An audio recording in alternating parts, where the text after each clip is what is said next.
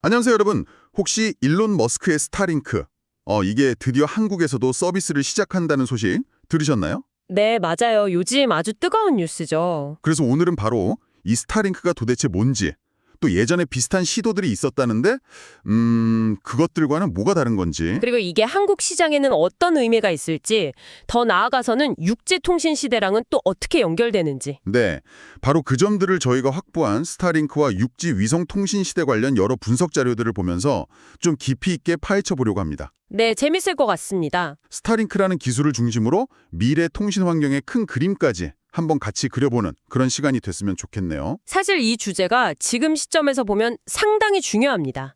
그냥 뭐 새로운 인터넷 서비스 하나 들어온다, 이 정도가 아니거든요. 아, 그런가요? 어떤 면에서 그렇죠? 전 세계 통신 시장의 판도를 바꿀 수도 있고요. 또 기술 패권을 둘러싼 주가 간 경쟁도 아주 치열해지고 있어요. 심지어는 뭐랄까 안보나 지정학적인 문제까지 얽혀 있습니다. 와, 생각보다 스케일이 훨씬 크네요. 그렇죠. 그래서 뭐 첨단 기술이나 글로벌 연결성, 또 미래 사회 변화 이런 데 관심 많으신 분들이라면 오늘 저희 얘기가 꽤 흥미로우실 겁니다. 좋습니다. 자, 그럼 본격적으로 한번 들어가 볼까요? 가장 기본적인 질문부터 시작해야 할 것 같아요. 스타링크, 이게 정확히 뭔가요? 네, 스타링크는 일론 머스크가 이끄는 우주 기업 있잖아요. 스페이스X. 아, 네, 스페이스X. 거기서 제공하는 위성 인터넷 서비스입니다. 핵심은 뭐냐면 위성을 지구 표면에서 아주 가깝게, 이걸 저궤도라고 부르는데요. 거기에 띄워서 통신망을 만드는 거예요. 저 궤도요, 우리가 보통 아는 통신 위성이랑은 다른 건가 보네요. 위성 궤도도 종류가 있나 봐요. 네, 그렇습니다. 이게 고도에 따라 좀 나뉘는데요. 비교하면 좀 이해가 쉬우실 거예요. 우리가 흔히 뭐 방송 중계나 날씨 보는 기상 위성 이런 건 아주 높은 곳에 있거든요. 네. 정지의 궤도라고 해서 한 3만 6천 킬로미터 정도 상공에 떠 있어요. 36,000. 엄청 높네요. 네, 이 고도에서는 위성이 지구 자전 속도랑 똑같이 돌아서 땅에서 보면 항상 그 자리에 멈춰 있는 것처럼 보여요. 그래서 특정 지역을 계속 비추기에 좋죠. 아하. 그리고 우리가 쓰는 GPS 같은 거 있잖아요. 위치 찾는 거. 그런 항법 위성들은 그거보단 좀 낮은 중궤도, 대략 한 2,000km에서 20,000km 사이. 거기에 주로 있고요. 아, 정지궤도, 중궤도. 그런데 스타링크는 그보다 훨씬 낮은 저궤도, 고작 550km 정도라고요? 네, 맞습니다. 훨씬 낮죠? 이렇게 낮게 띄우면 뭐가 좋은 건가요? 장점이 있으니까 이렇게 하는 거겠죠? 가장 큰 장점은 바로 지연 시간, 영어로는 레이턴시라고 하죠. 이걸 아주 획기적으로 줄일 수 있다는 겁니다. 아, 지연 시간이요? 네, 물리적인 거리가 확 짧아지니까 데이터 신호가 위성이랑 지상 사용자 사이를 왔다 갔다 하는 시간이 엄청나게 단축되는 거죠. 아, 그렇겠네요. 그래서 인터넷 반응 속도가 빨라지고 뭐 실시간 통신이나 온라인 게임 같은 거 할 때 훨씬 유리해집니다. 반응 속도 빨라지는 건 좋네요. 근데 단점도 있지 않을까요? 너무 낮으면 뭐 커버리지가 좁다거나 그런 문제요? 정확히 보셨습니다. 예리하신데요? 고도가 낮아지면 위성 하나가 담당할 수 있는 땅 넓이가 훨씬 좁아져요. 아, 역시. 그쵸. 아까 말씀드린 정지궤도 위성은 하나가 엄청 넓은 지역을 커버하는데 이건 그게 안 되는 거죠. 그럼 어떡해요? 전 세계를 다 서비스하려면. 그래서 저궤도 위성으로 전 세계를 끊김없이 다 연결하려면 훨씬 더 많은 수의 위성을 아주 그냥 촘촘하게 쫙 깔아야 하는 겁니다. 아, 엄청난 수가 필요하겠네요. 네. 이게 바로 스페이스X가 스타링크를 위해서 수만 개 위성을 쏘아 올리려는 이유예요. 당연히 비용이나 관리 부담이 클 수밖에 없겠죠. 그렇군요. 위성이 그렇게 많이 필요하다니. 근데 사실 이런 저궤도 위성 통신망 아이디어가 이번이 처음은 아니라고 들었거든요. 예전에도 비슷한 게 있었다면서요? 맞습니다. 여기서 좀 흥미로운 지점인데요. 이 구상이 생각보다 꽤 오래됐어요. 벌써 1990년대에 지금 스타링크형 비슷한 아주 큰 프로젝트들이 야심차게 추진됐었습니다. 90년대요. 와. 네, 대표적인데 그 당시 통신업계 거물이던 모토로라, 거기서 했던 이리듐 프로젝트라는 게 있었어요. 한 650km 고도에 처음엔 77개 위성을 쏘려고 했는데 결국엔 66개로 줄여서 서비스를 시작했었죠. 아, 이리디움. 들어본 것 같아요. 또 있었나요? 네, 또 빌 게이츠 아시죠? 마이크로소프트 창업자. 네네. 이분도 텔레식 프로젝트라는 걸 추진했었어요. 무려 840개 저궤도 위성을 띄워서 전 세계를 초고속 인터넷으로 연결하겠다. 뭐 이런 당시로선 정말 파격적인 계획이었죠. 와, 90년대에 840개 위성이라니 상상도 못했네요. 그런데 왜 우리는 지금 이리디움이나 텔렉식 인터넷을 안 쓰고 있는 거죠? 결국 잘 안 된 건가요? 네, 안타깝게도 두 프로젝트 다 엄청난 돈을 쏟아 부었는데도 결국에는 실패로 끝났습니다. 아, 왜 실패했을까요? 원인이 여러 가지인데요. 가장 결정적인 건 뭐냐면 당시 땅 위의 이동통신 있잖아요. 휴대폰 같은 거, 그리고 초고속 인터넷망. 이런 지상통신 기술이 생각보다 너무 빨리 발전해버린 거예요. 아, 지상기술 발전 속도를 못 따라갔군요. 그렇죠. 위성통신의 가격 경쟁력이 확 떨어져 버린 거죠.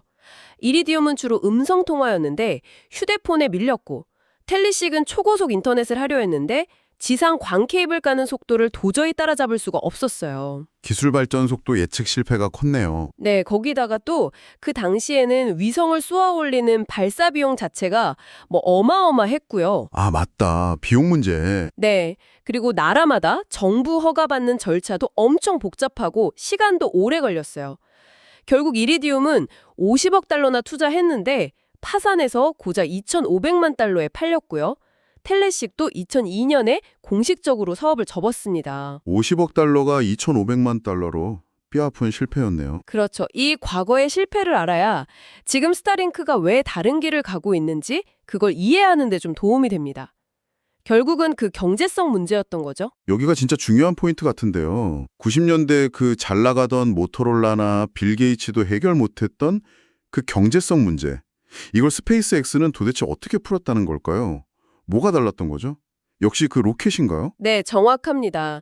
스타링크 성공의 가장 핵심 동력은 바로 스페이스X가 개발하고 완성시킨 그 로켓 재활용 기술이에요. 아, 재활용 기술. 네, 예전에 위성 발사 비용이 그렇게 비쌌던 게 로켓을 한 번 쏘고 그냥 버렸기 때문이거든요.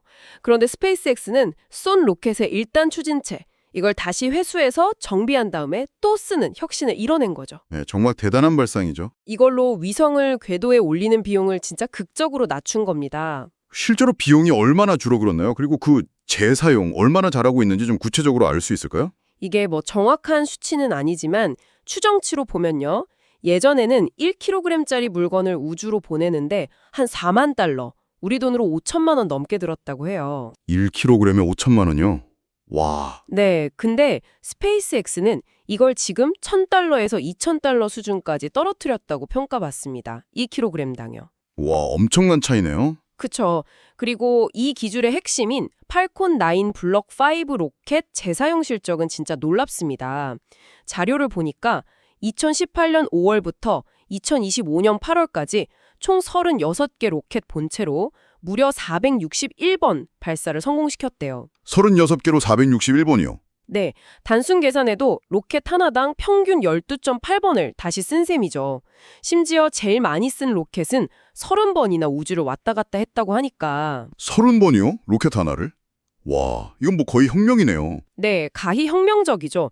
로켓 발사 비용을 이렇게 낮췄기 때문에 아까 말한 수만 개의 위성을 쏘아 올리는 스타링크 프로젝트가 현실이 될 수 있었던 겁니다. 그렇죠. 그게 가능해진 거군요. 네, 바로 이 압도적인 발사 능력 그리고 경제성 이게 뒷받침되니까 스타링크 위성을 대량으로 또 비교적 싸게 배치할 수 있게 된 거죠. 지금 위성이 얼마나 깔려 있나요? 2025년 9월 기준으로 이미 발사된 게 8,296개고요. 그중에 8,279개가 지금 잘 작동하고 있다고 합니다. 최종 목표는 무려 42,000개예요. 42,000개? 어마어마하네요. 네, 실제로 스페이스X의 팔콘 9 로켓 발사의 65% 정도가 다 스타링크 위성 올리는 데 쓰일 정도로 이 스타링크가 스페이스X의 핵심 사업이고 미래 비전 그 자체인 거죠. 정말 대단한 규모네요. 이렇게 위성을 많이 띄우고 있는데 그럼 실제 스타링크 서비스 성능은 좀 어떤가요? 우리가 쓸만할 정도는 되나요? 성능은 계속 좋아지고 있습니다. 미국 사용자들 측정 데이터를 보면 지연 시간은 꾸준히 줄어들고 있고요. 데이터 다운로드나 업로드 속도는 계속 올라가고 있어요. 오, 어느 정도인데요? 기본적인 요금제 기준으로 보면 평균 한 50 Mbps 정도 다운로드 속도가 나온다고 하고요. 좀 비싼 프리미엄 요금제는 최대 500 Mbps까지도 가능하다고 알려져 있습니다. 50에서 500mbps? 솔직히 한국에서는 기가 인터넷이 워낙 흔해서 아주 빠른 속도는 아닌 것 같기도 한데요. 네, 맞아요. 한국의 일반적인 광랜 속도에는 아직 좀 못 미치죠.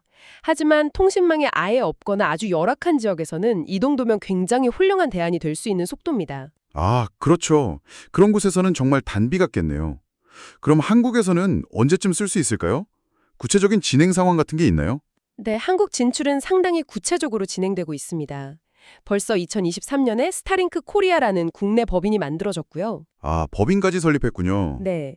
그리고 국내 위성 통신 사업자인 SK텔링크 아시죠? 거기랑 서비스 제공 계약도 맺었습니다.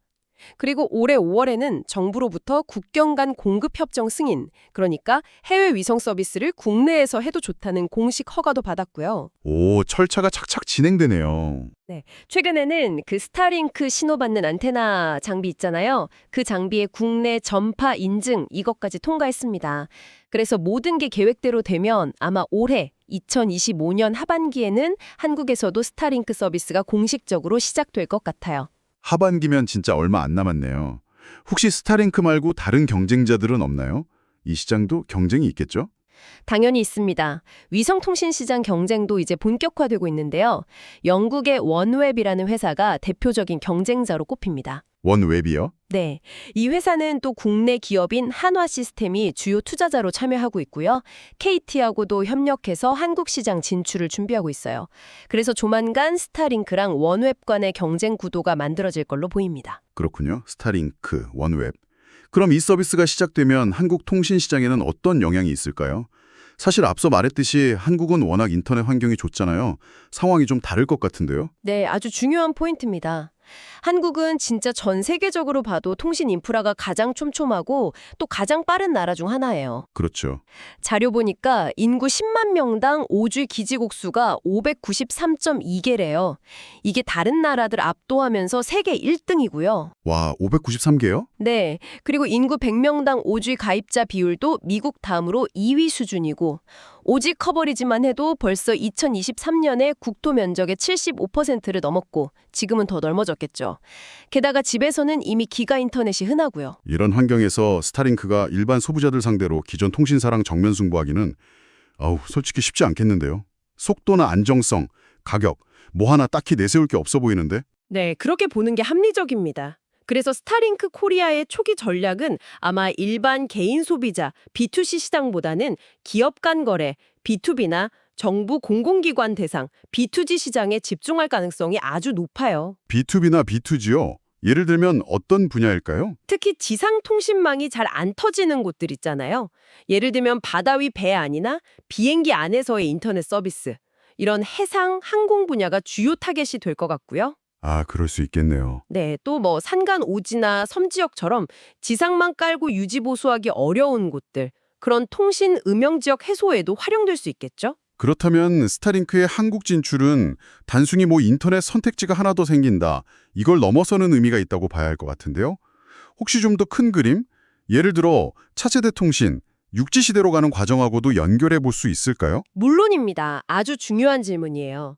스타링크 같은 이런 저궤도 위성통신 서비스의 등장은요, 다가오는 육지통신 시대의 핵심적인 변화를 미리 보여주는 아주 중요한 신호탄으로 봐야 합니다. 육지 시대의 신호탄이요? 네, 지금 2029년쯤 상용화를 목표로 연구개발 중인 육지면요, 단순히 오지보다 속도가 더 빠르다. 이걸 넘어서 통신 방식 자체를 근본적으로 바꾸려고 하고 있어요. 통신 방식의 근본적인 변화요.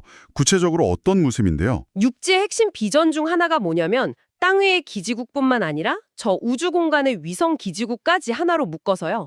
하늘, 땅, 바다를 전부 다 커버하는 입체적인 3차원 통신망을 만들겠다는 거예요. 3차원 통신망. 와, 진짜 SF 영화 같은데요? 이게 실제로 왜 필요한 건가요? 예를 들어서 도심 항공 모빌리티, UAM이라고 하죠. 하늘을 나는 택시 같은 거. 아, 네. UAM. 그리고 운전자 없이 차 혼자 다니는 완전 자율주행차. 이런 미래의 모빌리티 서비스들을 한번 생각해 보세요. 이런 것들이 안전하고 안정적으로 움직이려면 땅 위는 물론이고 공중에서도 실시간으로 엄청난 양의 데이터를 끊김없이 주고받아야 하거든요. 아, 그렇죠. 통신이 끊기면 큰일 나겠네요. 네, 지상 기지국만으로는 이걸 다 감당하기가 어려우니까 위성통신과의 통합이 꼭 필요한 겁니다. 아하.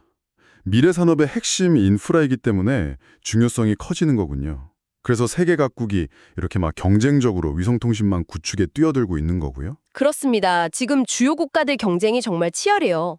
자료에 나온 계획들을 보면 미국은 스페이스X의 스타링크를 앞세워서 최종 목표가 무려 4만 2천 개 위성 배치예요. 이미 상당히 진행됐고요. 4만 2천 개. 중국도 국가 네트워크 구왕엔이라는 이름으로 독자 프로젝트를 하는데 2035년까지 1만 3천 개 위성을 쏘아 올릴 계획입니다.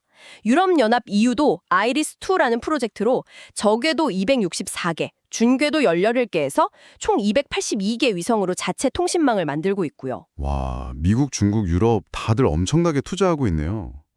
한국은 어떤가요? 우리도 자체 계획이 있긴 한가요? 네, 한국도 당연히 준비는 하고 있습니다. 지금 국가연구개발사업 형태로 저궤도 위성통신 기술을 개발 중이고요. 2030년까지 총 3,200억 원 예산을 들여서 초기 검증용 위성 2기를 발사하는 걸 목표로 하고 있어요. 3,200억 원의 위성 2기? 앞서 말씀하신 미국, 중국, 유럽 계획이랑 비교하면 규모 차이가 좀 많이 나 보이는데요? 네, 솔직히 투자 규모나 목표 위성수에서 상당한 격차가 있는 건 사실입니다. 규모 차이가 확실히 느껴지네요. 이게 단순히 그냥 더 빠르고 편한 인터넷 문제가 아니라 국가적인 차원의 전략적 자산으로서 중요성이 커지고 있다는 점을 좀 생각해야 할 것 같아요. 특히 우크라이나 전쟁 때 스타링크가 통신망 유지에 결정적인 역할을 했다는 뉴스 저도 기억나거든요. 네, 맞아요. 우크라이나 전쟁 사례는 이 저궤도 위성 통신의 전략적 가치를 전 세계에 아주 확실하게 보여준 계기가 됐죠. 그렇죠. 전쟁 초기에 러시아가 집중 공격해서 우크라이나 지상 통신망이 거의 다 파괴됐을 때 스페이스X가 빠르게 스타링크 단말기를 지원해 줬잖아요. 네네. 그 덕분에 우크라이나 군 작전 수행이나 정부 기능 유지, 또 민간인들 소통에 진짜 결정적인 도움을 줬습니다. 현대전에서 통신망 확보가 얼마나 중요한지, 또 위성통신이 어떤 역할을 할 수 있는지 그걸 보여준 거죠. 기술이 전쟁 양상까지 바꿀 수 있다는 걸 보여준 사례네요, 정말. 그런데 여기서 한 가지 좀 걱정되는 부분도 있어요. 만약 이렇게 꼭 필요한 통신망을 특정 국가나 소수의 민간 기업이 독점하게 되면 좀 위험하지 않을까요? 바로 그 점이 많은 나라들이 경계하고 있는 기술 종속성의 문제입니다. 기술 종속성이요? 네, 실제로 예전에 트럼프 행정부 때요. 스타링크 서비스를 제공하는 대신에 우크라이나 정부한테 그 나라 핵심 광물인 히토류 생산량의 50%를 미국 기업에 넘겨라. 이런 압력을 넣으려 했다는 주장이 나온 적이 있어요. 아, 정말요? 네. 만약 우크라이나가 거부하면 스타링크 접속을 끊어버리겠다. 이런 위협까지 했다는 내용이었죠.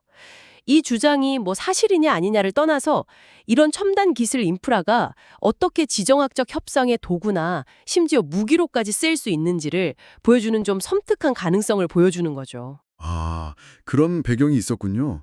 그러니까 각국 정부가 그렇게 돈이랑 노력을 쏟아부어서라도 자체적인 위성통신망, 다시 말해 기술 주권을 확보하려고 경쟁하는 거군요. 단순히 경제적인 이유만은 아니네요, 정말. 안보 측면이 엄청 크군요. 정확합니다. 미래 사회의 핵심 인프라인 통신망 통제권을 다른 나라나 특정 기업에 의존하게 되면 우리 국가 안보나 경제 주권에 심각한 위협이 될 수 있다. 이런 인식이 전 세계적으로 퍼지고 있는 겁니다. 이게 바로 육지 시대 위성통신 경쟁의 본질이라고 할 수 있어요. 네. 오늘 스타링크 얘기로 시작해서 정말 많은 이야기를 나눈 것 같습니다. 스페이스X의 그 혁신적인 로켓 재활용 기술이 어떻게 저궤도 위성통신 시대를 가능하게 했는지부터 시작해서요. 네. 그리고 한국 시장에서는 당분간 해상이나 항공 같은 특정 B2B, B2G 시장 중심으로 서비스가 이루어질 가능성이 높다는 점. 그리고 이 모든 움직임이 결국에는 지상망과 위성망을 통합하는 육지 시대로 나아가는 거대한 흐름의 일부라는 점까지 쭉 짚어봤습니다. 당장 한국의 일반 통신 사용자 입장에서 보면 스타링크 등장이 가져올 즉각적인 변화는 제한적일 수 있습니다. 하지만 우리가 주목해야 할 것은 지상 통신망과 위성 통신망이 하나로 합쳐지는 육지 시대의 거대한 패러다임 전환은 이미 시작됐다는 사실이에요. 네. 이건 단순히 통신기술 발전 그 이상입니다. 당신을 포함한 우리 모두의 생활 방식, 산업 구조, 더 나아가서는 국가 간의 경쟁 구도까지 바꿀 수 있는 아주 중요한 변곡점인 거죠. 오늘 저희가 나눈 이야기들을 마무리하면서 청취자 여러분께 마지막으로 한 가지 질문을 던져보고 싶습니다. 미국, 중국, 유럽 같은 주요 경쟁국들은 수만 개 위성을 쏘아 올리면서 정말 천문학적인 투자를 하고 있고요. 또 우크라이나 전쟁 사례에서 봤듯이 위성통신망이 국가 안보와 직결되는 핵심 전략 자산이라는 게 분명해졌습니다. 네, 그렇죠. 이런 국제적인 경쟁 환경 속에서 2030년까지 3,200억 원을 투자해서 초기 위성 2기 발사를 목표로 하는 한국의 현재 계획이 과연 다가올 육지 시대에 그 치열한 글로벌 기술 패권 경쟁에 충분히 대비하는 것이라고 할 수 있을까요? 이 점에 대해서 당신은 어떻게 생각하시는지 한번 깊이 생각해 보시면 좋겠습니다.